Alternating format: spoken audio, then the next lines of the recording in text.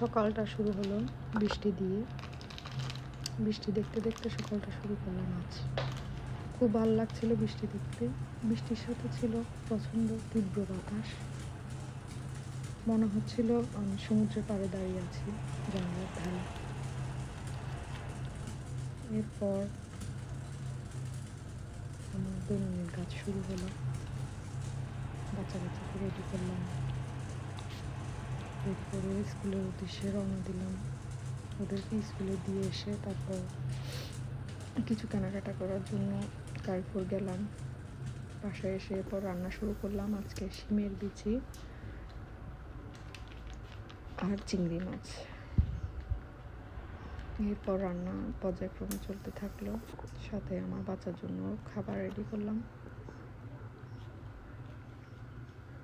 মাঝখানে আমি আমার সকালের ব্রেকফাস্ট সেরে নিলাম।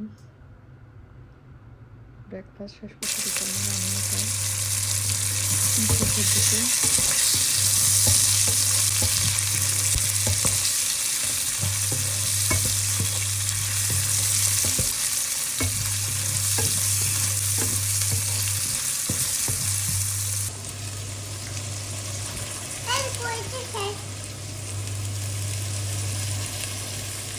রান্না শেষ করে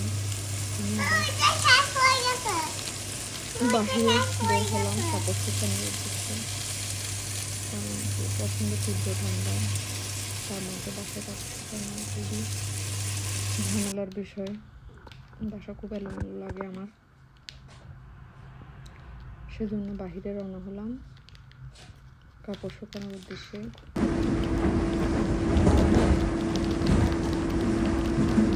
কাপড়গুলো শুকিয়ে দিচ্ছি।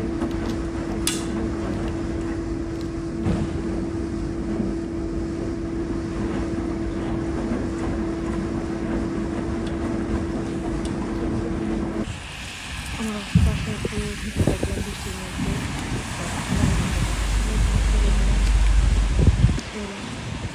আবার কাপড়গুলো নিয়ে বাসায় এসে আসলাম। বাসায় কাপড়গুলো রেখে বাড়ি এসে চলে গেলাম। নিয়ে আবার বাসার উদ্দেশ্যে আসলাম। বাসায় এসে খাওয়া দাওয়া